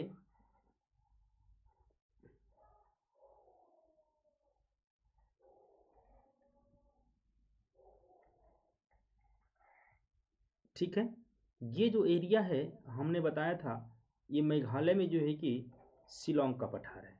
किसका पठार है? शिलांग का पठार। ठीक है, इस एरिया में शिलांग का पठार है। और ध्यान रखिएगा एक चीज और है, विश्व में या विश्व की लिख लीजिएगा, विश्व की सर्वाधिक वर्षा वाला या वर्षा कराने में सहायक होता है। अब आप समझिएगा, जैसे मान लो कि ये है आपकी गारो खासी जयंतिया, इसी के पास में गारो खासी जयंतिया, और नीचे आप देखोगे ये शिलांग का पठार है। मतलब ये गारो खासी जयंतिया और ये शिलांग का पठार है। जब इधर से पश्चिमी बंगाल से मानसून आता है तो ये जा कर के इसी में फंस के रह जाता है। इसी पठारों के बीच में क्या हो जाता है, पहाड़ियों और पठारों के बीच में क्या हो जाता है, फंस के रह जाता है। तो इसलिए ये जो पठार है और ये छोटी छोटी जो पहाड़ियाँ हैं, यहाँ पे क्या करती हैं, हवाओं को स्थिर कर देती हैं, रोक देती हैं, जिसके कारण से इन क्षेत्रों में क्या होता है कि बहुत ज़्यादा वर्षा होती है। तो आप लिख सकते हैं गारो खासी जयंतिया पहाड़ियों के कारण यहाँ वर्षा अधिक होती है। क्लियर? क्लियर? और ध्यान में रखिएगा कि यहां पर कोयले का खनन नहीं होता है, इसलिए यहां पर अवैध खनन होता है। अवैध खनन जिसको बोलते हैं रेट होल माइनिंग, अवैध खनन होता है यहां पे। ठीक है, ये बंगाल की खाड़ी से मानसून जाता है, इसके कारण से क्या होता है मैं लिख देता हूं, यहां पे बंगाल की खाड़ी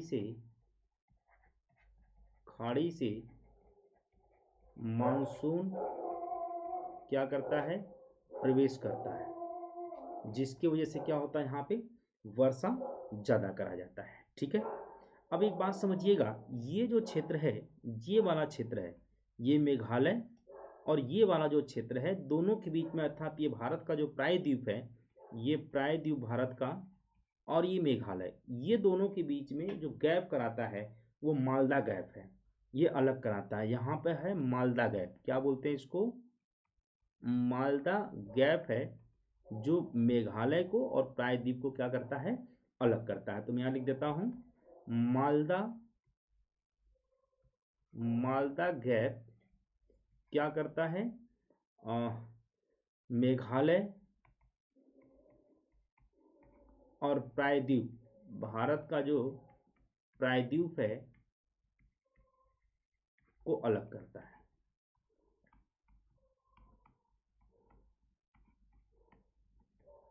मुझे लगता है कि इतनी बातें आप लोगों को समझ में आ गई होगी। ठीक है, तो ये शिलोंग का पठार है, वेरी वेरी इंपॉर्टेंट है, आप लोग नोट करके इसको चलिएगा, पूरा लिख लीजिएगा। ठीक है, अब हम लोग आते हैं दक्कन का पठार। आइए दक्कन का पठार मैं आपको दिखा देता हूँ पहले मैप पे, एक बार ध्यान से देख लीजिएगा, तब आपको और कंफर्म हो जाएगा। तो ये क्या है आपका दक्कन का पठार, लेकिन ये पूरे पठार आंध्र और कर्नाटका और दक्कन ये तीनों हम लोग पढ़ेंगे।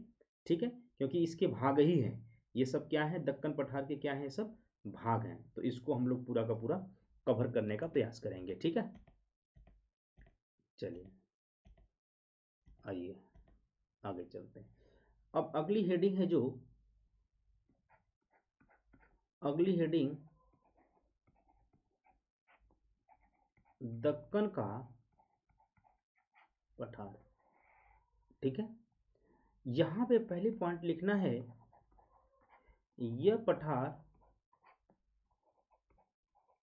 भारत का सबसे बड़ा पठार है। क्या भाई, सबसे बड़ा पठार है, और जो इसकी आकृति, इसकी जो आकृति है वो त्रिभुजाकार है। कैसी है, त्रिभुजाकार है। क्लियर? और इसके भाग कुछ हैं, इसके भाग कौन कौन से हैं, तो पहला एक दक्कन ट्रैप, नंबर दूसरा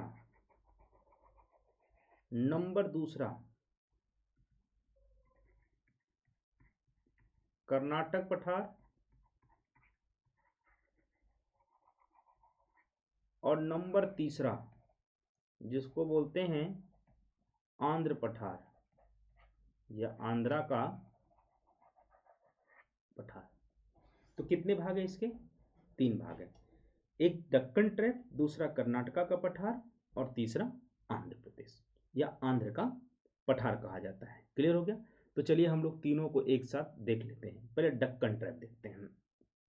अभी हमने बताया दक्कन ट्रैप, ये इस प्रकार से हमने बोला कि ज्वालामुखी से निर्मित था, और यहाँ पर जो है कि सीढ़ी नुमा आकृति बन चुकी थी, इसको हम लोग ट्रैप कहते थे। ये वोल्केनो निकला था, वोल्केनो निकल करके इस प्रकार से जो आकृति बनी थी, तो हम लोग इसको क्या बोले थे, ट्रैप, सीढ़ी नुमा, क्या बोलते हैं इसको, सीढ़ी नुमा। तो दक्कन ट्रैप कैसा है? ट्रैप का मतलब होता है सीढ़ी नुमा आकृति, सीढ़ी नुमा आकृति ट्रैप का मतलब होता है। पहली पॉइंट, यह ज्वालामुखी क्रिया से बना है, जैसा कि मैंने आप लोगों को बताया। और दूसरा पॉइंट, अगर ज्वालामुखी से बना है तो यहां पर क्या पाए जाएंगे? बेसाल्ट पाए जाते हैं, या बेसाल्ट की चट्टानें, ऐसे लिख लिएगा, चट्टानें पाई जाती हैं। क्लियर? और इसको 3 भागों में बांटा गया है। इसको कितने भागों में? 3 भागों में। एक ऊपरी भाग, नंबर दूसरा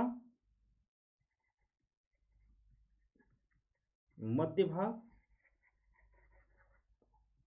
और नंबर तीसरा जिसको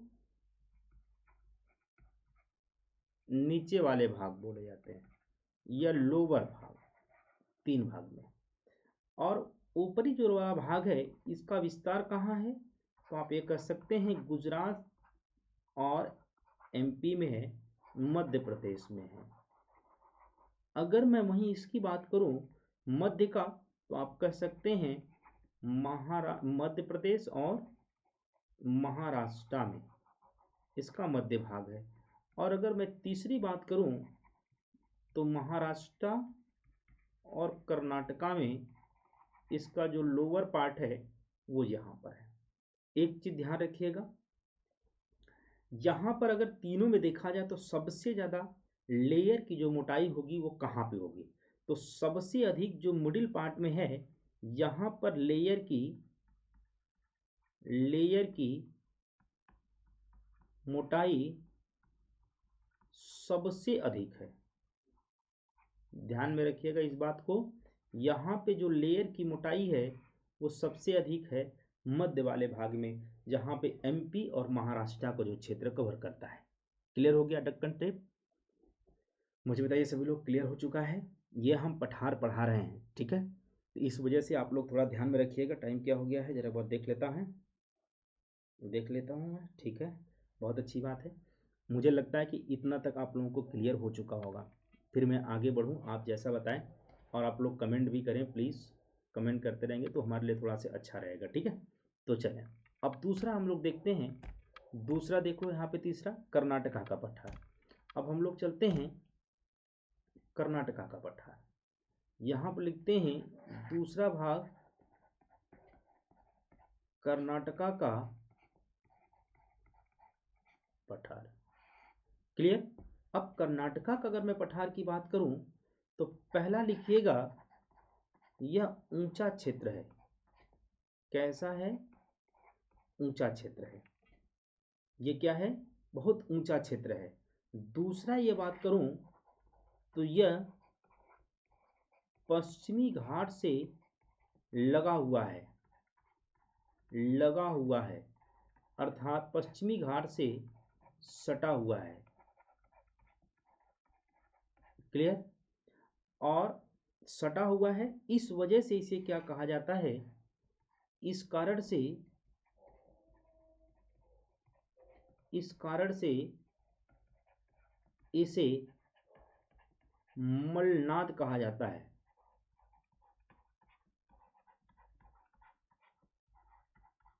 क्या कहा जाता है?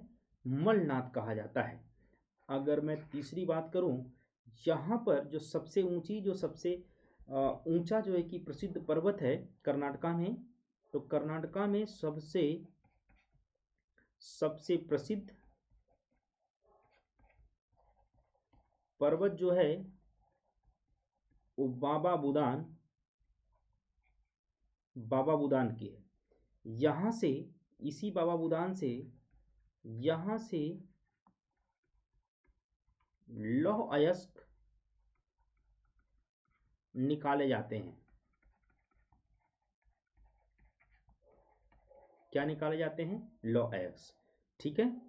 और अगर देखा जाए तो भारत में 4th स्थान, पूरे विश्व में 4th स्थान, चौथा स्थान है जहां पे खनन किया जाता है पूरे विश्व में।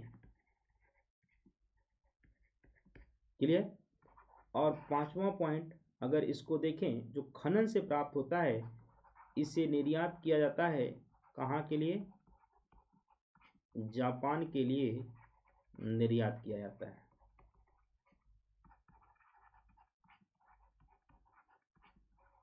मुझे लगता है इतनी बातें आप लोगों को समझ में आ गई। अगर इतनी बातें समझ में आ गई तो प्लीज़ एक बार कमेंट जरूर करें, फिर हम आगे बढ़ते हैं। एक बार कमेंट जरूर करें, इसके बाद हम लोग तुरंत आगे बढ़ते हैं।